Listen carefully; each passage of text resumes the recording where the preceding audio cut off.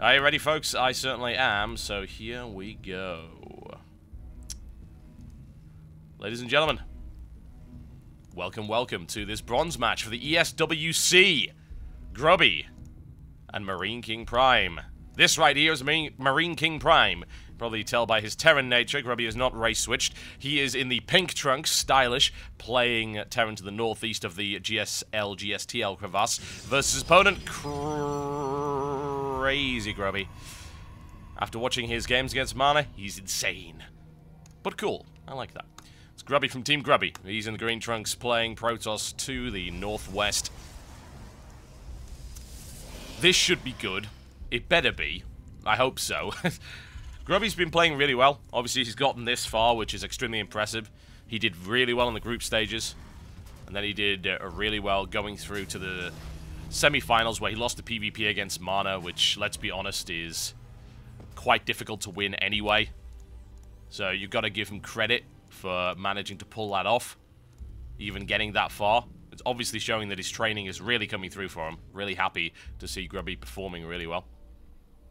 MarineKing.Prime dominated pretty much everything until Stefano took him out.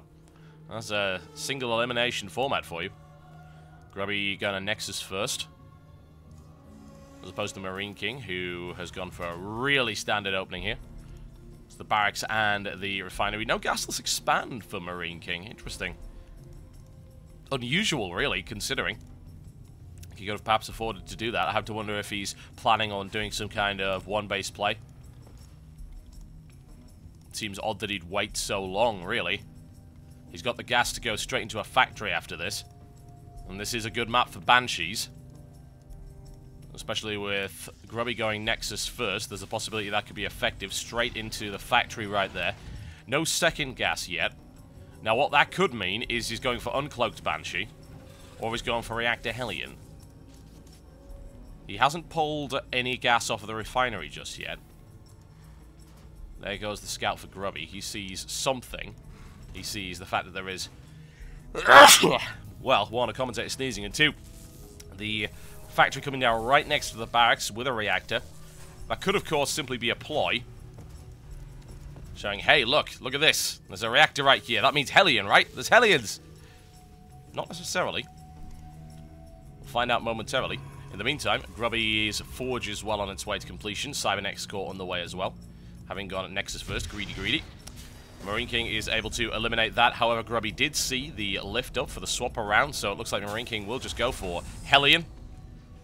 I have to wonder if MarineKing will take these games seriously. I mean, there is a lot of money on the line, but MarineKing has been something of an entertainer, let's just say, throughout this tournament. Whatever the case, Hellion would be a reasonable opening. Grubby's going to have to wall off entirely against that to be safe. There's already two Hellions out, and they're going to slide in, I think, by the looks of it. Yeah, there is actually a gap here I think they could get through. It's never... It's a little tricky to see. It's like, is that enough of a gap? I think it is. I suppose we're about to find out, aren't we? MarineKing's going to prod at it. Yep, that is enough of a gap. Oh dear. So there are Hellions, and you don't have anything to shoot them with. That's a bit of a bind. MarineKing already into the mineral line, and two more Hellions on the way. Grubby's going to have to close that off, otherwise lots of pain is coming in his direction. It's already happening. The main mineral line is being gutted. Grubby has not closed off that gap. Hellions continuing to destroy absolutely everything. This is going to be, I think, a really easy start for MarineKing in this series if he continues to do damage like this. Grubby tries to split off his probes. Red Flame Hellions doing a ton of damage, splitting up as much as he can. We'll find out how much damage is done after this encounter is over. Once this one Stalker is finally able to eliminate the Hellions, Grubby in an awful economic position now. Finally looking to clean up. Could he take out a couple more probes before that cleanup happens? Stalker DPS is really lame. There's another one. Oh, he gets... Oh, he outruns it slightly there. And down it goes. Jesus. 20 workers. 4 Hellions invested, 20 workers. Grubby did not have a complete wall off. Oh my. Well, that was a good start for MarineKing. Now in a tremendous economic lead. A really good opening gambit from him. Double refinery is now taken. Swapping around for the barracks, going back to a straight-up marine play. Grubby having to do nothing more than just build probes. That's all he can really afford to do at the minute. Get out of sentry, play incredibly defensively. At least he does have 2 Nexus, and he's got Chrono Boost, so he can get his probe count up pretty quickly. But still, trading 4 Hellions for 20 probes is a reasonable swap in anyone's book. Marine King are going, needless to say, Mass Marine. Reactor going up on that for the swap around, and this, I imagine, is going to end up being Marine Marauder Medevac. Double upgrades as well, very early here from Marine King. I'm liking that a lot. Easily supported on 2 bases, thanks to the Rich Vespine right there.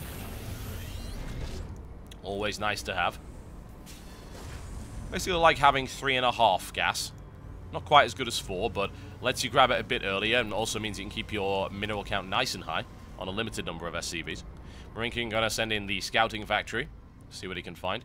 Grubby with a massive amount of chrono boost. Why on earth is he not spending that chrono boost? Well, that is interesting.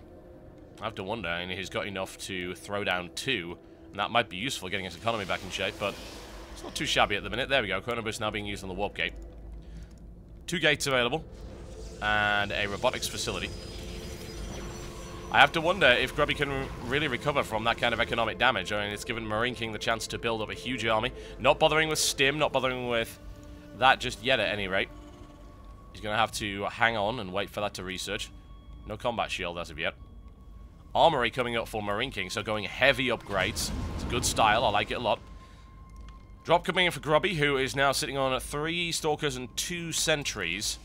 Unfortunately, they're also spread out, so Marine King could potentially pick off that sentry before anything ends up happening here. No cannon at the back either, so this is going to be a little bit dangerous. Down, rain those Marines on top of that sentry. Absolutely annihilating that one, forcing Grubby to pull off the mineral line once again, which is, needless to say, not what he wanted. His income is going to start falling pretty rapidly at this point. And this is Marine King's micro as well. There's only 3 Stalkers, not a lot of DPS available there. 4 Stalkers now up. Is he actually going to take this out? He will. Oh my, that's the natural gone. So much for that pocket expansion. And Marine King continuing to push forward. Stalkers being absolutely annihilated, and Grubby in a horrible position. He's even trying to go for upgrades, which is really no use. Marine King's already on 1-1. Grubby trying to transition in through to a 1-base Colossus. Doesn't really have the gas to support that, honestly.